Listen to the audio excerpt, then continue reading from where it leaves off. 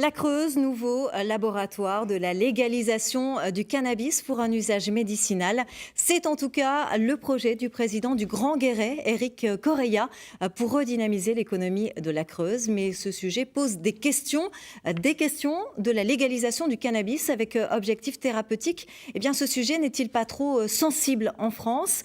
La volonté politique est-elle suffisamment forte? Les problèmes de l'égalité vont-ils pouvoir se régler? Et le cannabis a-t-il réellement des propriétés bénéfiques pour notre santé? Voici les questions auxquelles nous allons tenter de répondre avec nos invités. Éric Correia, bonjour. Bonjour. Vous êtes le président de l'agglomération du Grand Guéret, conseiller régional PS de la Nouvelle-Aquitaine. C'est vous donc qui avez proposé au préfet de faire de la Creuse le premier département cultivateur de cannabis thérapeutique. Florent Buffière, bonjour. Bonjour. Alors vous êtes membre de l'association Normol France. C'est un groupe de citoyens en fait qui agit pour la réforme des lois sur le cannabis. Philippe Nububko, bonjour. Bonjour. Vous êtes psychiatre responsable du pôle universitaire d'addictologie du centre hospitalier Esquirol à Limoges. Vous travaillez aussi au centre hospitalier de Guéret. Et puis Baptiste Nicot, vous êtes maître de conférence en droit pénal à l'Université de Limoges. Vous êtes aussi avocat au barreau de Paris. Merci à tous d'avoir répondu à notre invitation. Alors, première question. Éric Correia, c'est vous le porteur de ce projet. Quelle est justement la genèse de cette idée qui avait fait les gros titres d'ailleurs en février dernier ? Oui, ça fait un petit peu de buzz. Tout d'abord, merci à France 3 Limousin d'organiser effectivement cette émission parce que c'est important, il faut faire de la pédagogie, il faut expliquer, car comme vous l'avez dit, c'est un sujet sensible. Pour autant, c'est une question sur laquelle on doit avancer. Alors, la genèse de ce projet-là, il se trouve que je suis soignant, je suis infirmier anesthésiste, donc je m'occupe en particulier de patients qui ont des pathologies douloureuses aiguës, mais également chroniques. Et donc, au fur et à mesure de mes années professionnelles, je me suis rendu compte qu'effectivement, il y avait un certain nombre de médicaments dont on avait besoin pour prendre en charge ces patients. Et le cannabis s'est révélé, et se révèle d'ailleurs dans les usages ailleurs, partout dans le monde, parce que nous sommes le seul pays européen où le cannabis est aussi durement pénalisé. Je rappelle que quand même...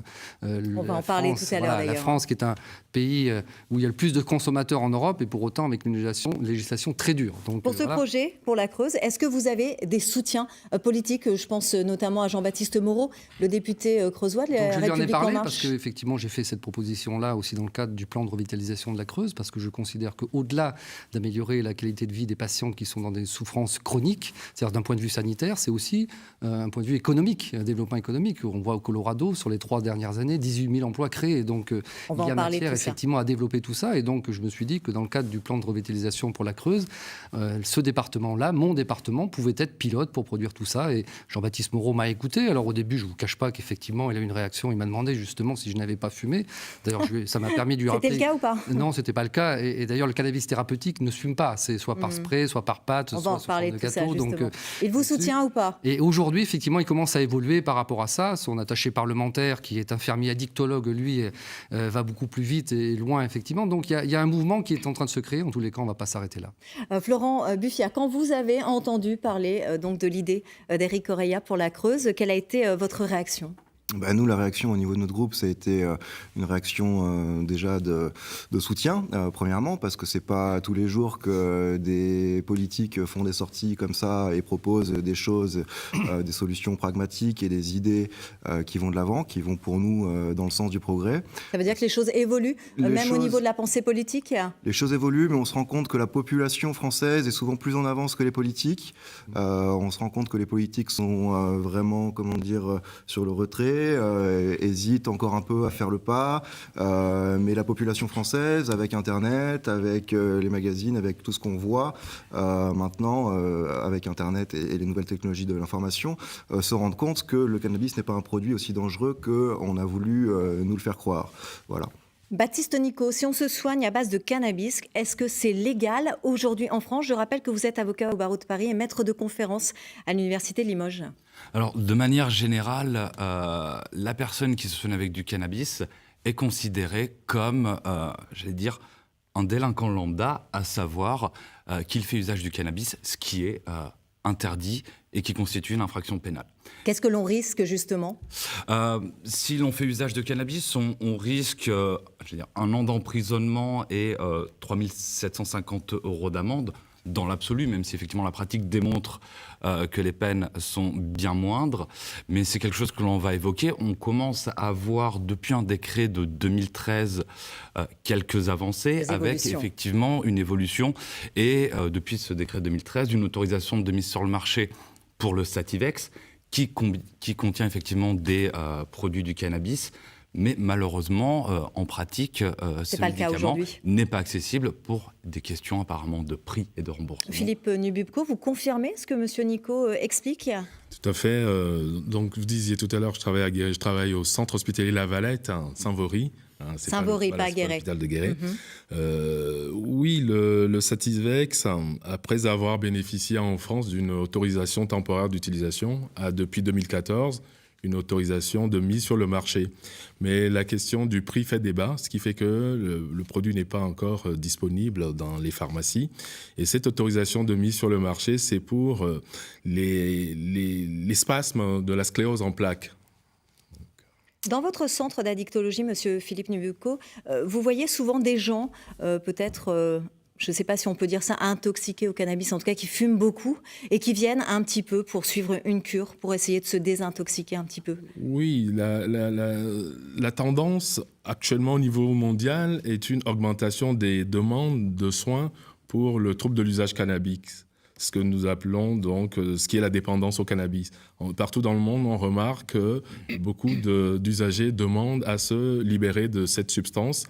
Alors ça pourrait être bon signe dans le sens où on dit il y a une demande de soins, mais le corollaire, c'est parce que la substance est de plus en plus disponible dans l'environnement qu'il y a cette utilisation qui amène jusqu'à la dépendance et qui conduit ensuite, pour certains d'entre eux, à demander le soin. Alors aujourd'hui, beaucoup de Français se cachent pour pouvoir prendre leurs médicaments à base de cannabis, on le sait. Pourtant, le cannabis thérapeutique est officiellement autorisé, mais il est toujours inaccessible en France. L'une de nos équipes a pu recueillir le témoignage d'un Creusois qui soulage ses douleurs grâce au cannabis thérapeutique. Il a souhaité nous expliquer son choix à visage caché. Reportage de Nicolas Chigot et Éric Boutin. Ce geste, ce consommateur de cannabis thérapeutique l'exécute entre 6 et 10 fois par jour en fonction de la douleur. Suite à un accident du travail, ses vertèbres sont très endommagées. Un traitement médical classique était censé le soulager, mais avec beaucoup d'effets secondaires. Ces effets secondaires, c'est beaucoup de nausées, aucune envie de travailler, un légume, limite un légume, vraiment pas d'énergie. La solution pour ne plus souffrir, le cannabis. Ce consommateur cultive lui-même une variété riche en CBD. Contrairement au THC, l'autre molécule présente dans le cannabis, elle n'a pas d'effet psychotrope, autrement dit, elle ne défonce pas. Par contre, elle aurait des vertus prometteuses qui commencent à être reconnues. Le cannabis thérapeutique, donc, c'est la molécule qu'on recherche, donc le CBD qui est très fort, qui est un décontractant et un antidouleur, donc ne m'enlève pas toute la douleur. J'ai toujours une petite douleur, je sens qu'il y a quelque chose qui ne va pas là, mais je suis décontracté, donc tous les muscles, tous les nerfs sont décontractés, donc je peux continuer à faire ma journée, à travailler, à faire les choses. La culture et l'utilisation sont toutefois totalement illégales. Il y a toujours ce peu de THC qu'il faudrait pouvoir enlever et avoir des plantes qui soient que du CBD. Et après, l'extraire, il y a les moyens, il y a les façons, il y a tout ce qu'il faut là-dessus, sauf que voilà, ça reste toujours dans l'illégalité, c'est ce qui est complètement aberrant par rapport aux maladies que ça peut soigner et aux maux que ça peut enlever, quoi. Totalement favorable à la culture de cannabis thérapeutique en Creuse, cet utilisateur attend maintenant que les politiques fassent avancer le dossier pour en finir avec l'épée de Damoclès qui pèse sur sa tête.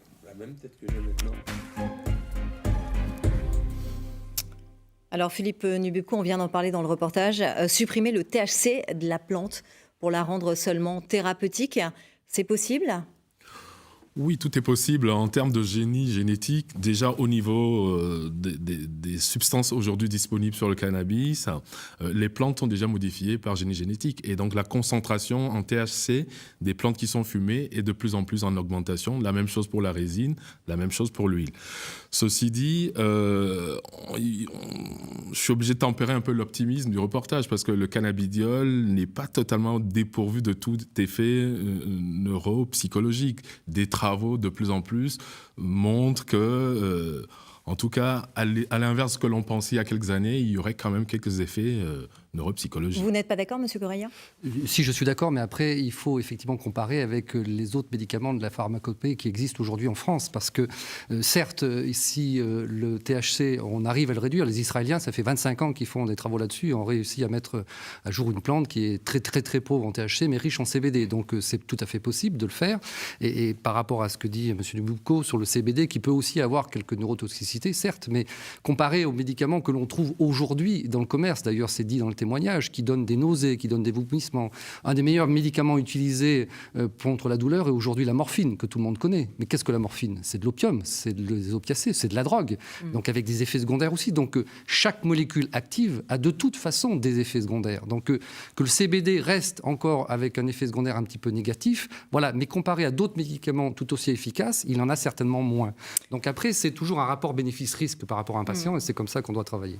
On va voir quelques chiffres. On continue avec l'Observatoire français des drogues et des toxicomanies qui a évalué à 700 000 le nombre de personnes en France qui consomment quotidiennement du cannabis. 180 000 personnes l'an dernier ont été constatées en infraction d'usage et de stupéfiants en France. Baptiste Nicot, est-ce que la justice, elle est indulgente avec ces gens-là? J'ai envie de dire que oui. J'ai envie de dire que oui, parce que... Ça vous choque, Monsieur Buffière? Oui, Alors, l'actualité récente en creux, justement, ne me démontre pas. J'ai envie de dire que oui, par rapport au texte. Par rapport au texte et par rapport aux moyens de la justice, qui n'a pas forcément les moyens toujours de traiter ces affaires, qui prennent du temps là où les juges n'en ont pas, et avec effectivement des multiples condamnations à des peines quelque peu illusoires, quelques amendes pour toucher un petit peu au porte-monnaie et quelques mois de prison avec sursis, même si les personnes passent plusieurs fois devant les juridictions. Et c'est d'ailleurs pour ça, peut-être qu'on en parlera, que le gouvernement a annoncé qu'ils allaient mettre en place une amende forfaitaire délictuelle pour l'usage de cannabis. Monsieur Buffière, alors, qu'est-ce que vous pensez? Alors oui, effectivement, les usagers je trouve que les usagers sont encore très pénalisé, ce qui est dans la société française par rapport à d'autres pays où l'usage est plus contraventionnalisé, où il y a une sorte de décriminalisation qui déjà est en place, ou d'autres formes de régulation qui sont en cours d'être mises en place ou qui sont déjà en place. Ce qu'il faut bien comprendre, c'est qu'en France, on ne va pas être jugé de la même façon quand on va être à Paris que quand on va être en Creuse. Pourquoi ? Parce que les niveaux de connaissance des magistrats, des juges ne sont pas forcément les mêmes. Les avocats. En province, on est plus sévère ou moins sévère? En province, on a l'habitude d'être plus sévère. Il y a un laisser-faire à Paris, même d'un point de vue des forces de l'ordre, qui est... Après, ça dépend aussi des populations. On a des populations qui, par exemple, à Paris, vont être beaucoup plus discriminées par rapport aux lois sur les stupéfiants, qui vont être plus facilement arrêtées du fait de leur couleur de peau ou de leur origine, de leur quartier. Donc ça, il ne faut pas le nier. C'est pour ça que la mise en place de l'amende forfaitaire délictuelle, l'espèce de mesurette de contraventionnalisation qui n'en est pas une, qui est en train d'être mise en place, pour nous, c'est un pas en avant parce que c'est effectivement assouplir quelque chose, mais c'est surtout deux pas en arrière parce qu'au final, on assouplit, mais on va remettre une couche supplémentaire d'une loi et au final, on va impacter plus largement les personnes qui sont déjà en situation de marginalité, donc les jeunes et les personnes issues des quartiers populaires, qui sont des gens qui font d'habitude usage en majorité dans l'espace public. Donc c'est un peu un deux poids deux mesures et je pense qu'au moment où au niveau international les pays avancent sur l'accès au cannabis thérapeutique et sur la décriminalisation et sur la régulation même du produit de cannabis en tant que tel, des produits de cannabis, il y en a plusieurs, la France ferait bien de mettre un peu d'ordre chez nous quoi, et qu'on puisse aller vers des politiques qui soient rationnelles, pragmatiques et qui soient basées sur l'intérêt général. Notamment pour le cannabis thérapeutique, Éric Correia, est-ce qu'aujourd'hui on peut dire qu'un médecin peut prescrire un médicament à base de molécules de cannabis ou pas du tout en France? Aujourd'hui en France, comme ça a été rappelé d'ailleurs, effectivement on peut prescrire le Sativex. Alors je ne sais pas si tous les médecins peuvent en prescrire, effectivement c'est le docteur Dubouco pour nous répondre, mais on voit bien que de toute façon on ne peut pas s'en procurer parce qu'aujourd'hui il n'est pas sur le marché. Donc ça fait 4 ans. C'est un problème d'autorisation? C'est un problème effectivement d'accord pour trouver le bon prix qui fera en sorte qu'il sera remboursé. Parce que c'est très cher aujourd'hui. En tous les cas, l'autorité trouve qu'il est trop cher. Mais ça peut être aussi l'excuse pour ne pas le mettre sur le marché. Ça fait 4 ans que dure la discussion. Donc, je pense que là aussi, il y a une certaine hypocrisie. Globalement, en France, il y a une hypocrisie. Enfin, ça suffit, quoi. Donc, c'est ce qui m'a aussi animé. On fait de la politique aussi autrement. Aujourd'hui, il faut un petit peu changer et renverser la table. Macron l'a montré, d'ailleurs. Et donc, il faut parler les choses de manière crue, peut-être, mais à un moment donné, de manière vraie. Vous Ça êtes suffit. d'accord avec ça, Monsieur Dububko, Disons concernant que- les prescriptions? Aujourd'hui, on a le Sativex à disposition. Dans l'autorisation de mise sur le marché stipule que la prescription est réservée aux neurologues et aux médecins réadaptateurs. Bien parce que l'indication, c'est la spasticité dans la sclérose en plaques. Mais avant l'autorisation de mise sur le marché, il y avait d'autres molécules à base de dérivés de cannabinoïdes qui avaient une autorisation temporaire d'utilisation. Et le principe de l'autorisation temporaire d'utilisation, c'est que il couvre un certain nombre de domaines, donc les cachexies terminales des cancers ou des sida, les vomissements incoercibles, à condition que les autres médicaments qui sont sur le marché aient fait la preuve de leur inefficacité. Donc le médecin, en son âme et conscience, peut individuellement faire une prescription à son patient quand il peut démontrer ces choses-là. Vous êtes psychiatre, addictologue. Justement, est-ce qu'il y a un risque d'addiction au cannabis, même en termes de médicaments, en fait? Oui, c'est ça en fait notre principale préoccupation. Nous savons que l'addiction, c'est toujours la rencontre d'un sujet avec ses vulnérabilités psychologiques, biologiques, familiales, etc., avec une substance qui est disponible dans un environnement donné. Or, lorsque une substance est très présente dans un milieu, dans un environnement, on remarque une augmentation de sa consommation. Le premier exemple, M. Correa disait tout à l'heure, eh bien oui, il y a déjà des antalgiques comme les opiacés, la morphine, etc., qui sont disponibles. Eh bien, nous, ce qu'on voit en tant qu'addictologue, c'est depuis plusieurs années, que ce soit en France, en Europe ou dans le monde, une augmentation des addictions aux médicaments opioïdes. Beaucoup de gens vont rencontrer les opiacés pour la première fois à travers un médicament officiel. Donc, la disponibilité d'une substance, même si elle est encadrée par la loi, n'est pas anodine. Monsieur Buffian, vous êtes d'accord avec ce qui se dit là? Je suis tout à fait d'accord. Après, je reviendrai juste sur les propos par rapport à est-ce qu'on peut être addict à un médicament. Les gens qui sont dans le besoin, qui sont des patients, ils ont besoin d'un médicament pour mieux vivre. Donc, automatiquement, il y a des addictions qui sont faites, mais est-ce que c'est réellement des addictions? Ça, c'est une autre question. Ce qu'il faut rappeler, c'est que le cannabis, c'est une substance qui est au final très peu addictogène. C'est-à-dire que seulement 10% des usagers de cannabis sont addicts, mais en fait, quand on regarde bien les usages, les méthodes d'administration qui sont faites par les usagers, ce sont des usages le cannabis est mélangé avec du tabac. Donc l'addiction du cannabis, elle provient du mélange tabac-cannabis. Quand on consomme du cannabis de façon saine, Même avec juste le THC, même s'il est encore présent? on peut franchement sortir vraiment des addictions si on utilise du cannabis de façon pure et saine. On peut utiliser du cannabis de façon pure et saine en utilisant des vaporisateurs, en utilisant le cannabis seul, en évitant de le mélanger à d'autres substances. Voilà, il faut avoir un discours de réduction des risques. On peut faire de la réduction des risques sur tout un tas de produits comme les dérivés opiomorphiques, enfin l'héroïne, etc. Et il y a très peu de messages qui sont actuellement en France diffusés pour la réduction des risques liés au cannabis. Pourtant, la réduction des risques liés au cannabis, elle existe. C'est consommer pur, consommer sain, consommer en vaporisation. Et avec ça, on va faire chuter dramatiquement la consommation et les usages à risque. On va parler maintenant de l'aspect économique du cannabis thérapeutique.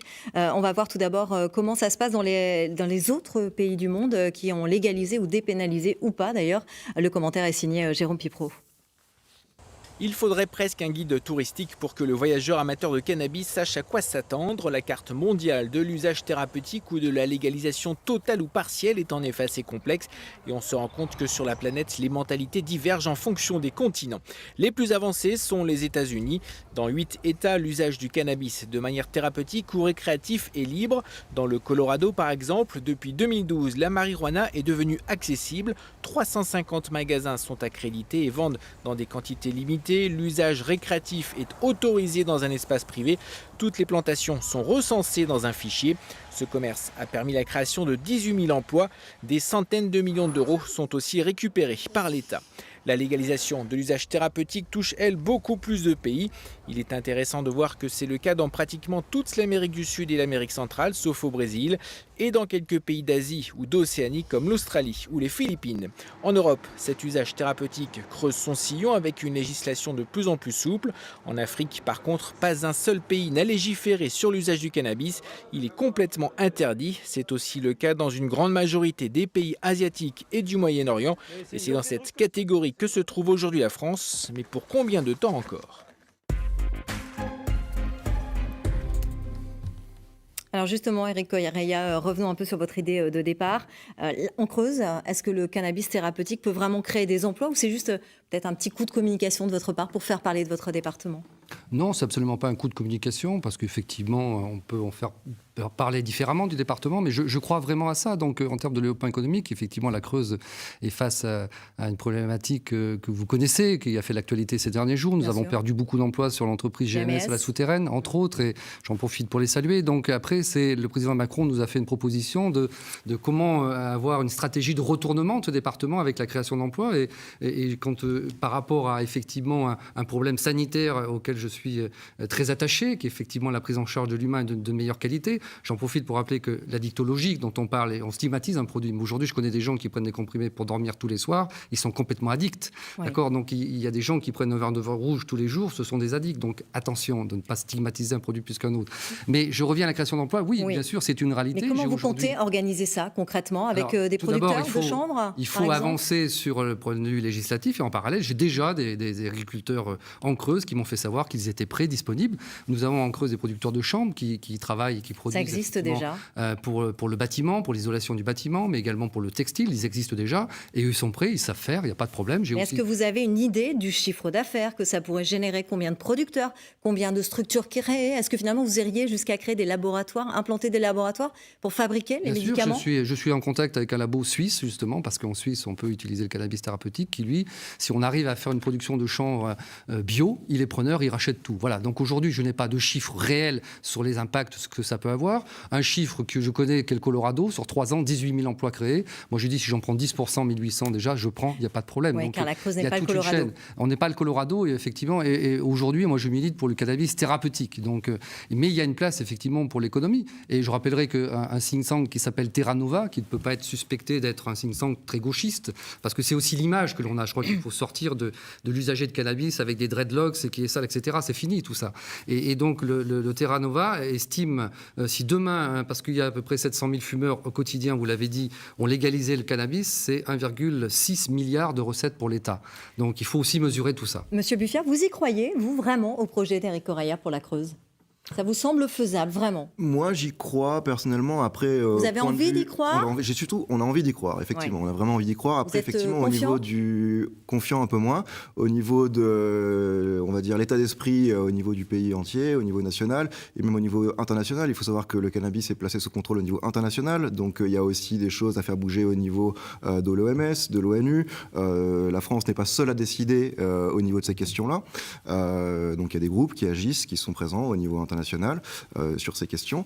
Et je pense qu'effectivement, de toute façon, le cannabis est de toute façon une plante qui a accompagné l'humanité depuis des années, depuis des millénaires. Et il faut réintroduire le cannabis au sein de nos sociétés. Le cannabis a été interdit pour des raisons raciales et discriminatoires dans les années 30 aux États-Unis. Il faut le dire, il faut l'expliquer.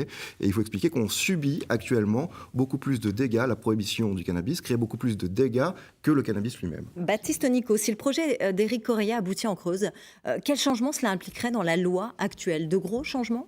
Alors, pas forcément de gros changements, parce que toute la question de la production du cannabis relève quasiment d'un article du Code de la santé publique, et qui est un article qui passe en décret. Donc, qui vient d'un décret, justement, dernière modification, un décret de 2013.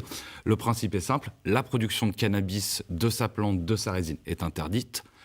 Une première exception qui est la possibilité de produire le cannabis dépourvu de toute propriété stupéfiante, donc ce qui est chanvre. Et deuxième dérogation, c'est la possibilité, effectivement, d'avoir une dérogation à des fins de recherche, de contrôle ou encore de fabrication des dérivés. Donc ça rentrerait dans ce cadre-là ? Il pourrait avoir une dérogation éventuellement ? Il pourrait y avoir une dérogation, mais qui est soumise effectivement à l'accord du directeur de l'ANSM, donc qui est de l'Agence nationale de sécurité du médicament et des produits de santé. Donc dans l'absolu, le texte n'interdirait pas une production pourquoi pas, pour justement fabriquer du Sativex, effectivement. Mais tout cela relève du directeur de la NSM et en définitive de la volonté politique. La NSM, c'est l'Agence nationale de sécurité du médicament. Philippe Nububko, le projet d'Éric Correia, il est réalisable, utopique ou avant-gardiste? Alors bon, l'économie n'est pas ma spécialité, il est vrai. En tant qu'addictologue, en tant que psychiatre, comment vous voyez les choses? Il y a un enjeu qui est celui du développement de la Creuse. Ce souci qui habite M. Correia m'habite aussi. Après, je ne sais pas si ça passera par le cannabis. Ce que je peux dire, c'est qu'il faut quand même que nous modérions notre enthousiasme vis-à-vis du cannabis, parce que les propriétés pharmacologiques du cannabis n'ont pas été découvertes au XXIe siècle. Elles étaient déjà connues au XIXe siècle. L'effet antalgique a été abandonné au XIXe siècle après la découverte de l'acide acétylsalicylique, notre bonne aspirine. Donc le cannabis était au XIXe siècle un bon candidat pour le traitement de la douleur et a été abandonné. Au milieu du XIXe siècle, il était indiqué dans le traitement de maladies comme la lèpre, les maladies mentales, etc. Donc, Monsieur Buffia, pour terminer, les mentalités, elles évoluent, elles changent un peu, très vite. Les mentalités, effectivement, elles changent. Comme je l'ai dit tout à l'heure, avec l'évolution des communications, Internet, etc., les gens voient ce qui se passe à l'étranger. Les patients aussi cherchent sur Internet et comprennent que les molécules issues du cannabis, parce qu'on a dit le cannabis thérapeutique, c'est que le CBD. Non, c'est pas que le CBD. C'est le CBD, le THC, le THCV, le CBC, le CBG. Il y a tout un tas. Il y a ces 120 groupes de molécules, plus des terpènes. Donc c'est de l'herboristerie. C'est un produit complexe. Voilà. Il y a beaucoup de choses, il y a beaucoup de recherches à mener encore. Baptiste Nicaud, si la Creuse devient un laboratoire donc pour le cannabis thérapeutique, n'est-ce pas la porte ouverte aussi à la légalisation pure et simple du cannabis en France ? Alors, pas forcément, parce qu'on a aussi de nombreux exemples européens, parce qu'effectivement, je pense que nous sommes en retrait en France par rapport à de nombreux pays européens, ce qui a été dit dans le reportage, et beaucoup de pays européens ont réussi à encadrer la production ou l'usage du cannabis médical. Merci beaucoup. Merci beaucoup à tous les quatre. Monsieur Correia, pour terminer, est-ce que vous avez eu une réponse pour votre projet de la part du préfet ou du gouvernement ? Toujours pas, mais je sais que la fiche est remontée jusqu'au président Macron et qu'elle sera étudiée de toute façon. Mais je lâcherai pas. Merci à tous les quatre d'avoir participé à cette émission. C'est déjà la fin. Vous pouvez revoir ce débat sur notre site internet ou sur la page Facebook de France 3 Limousin. Tout de suite, votre Flash Info avec Emmanuel Brault. Rendez-vous la semaine prochaine pour un nouveau Dimanche en politique dès 11h30. Très bon week-end, à bientôt sur France 3 Limousin.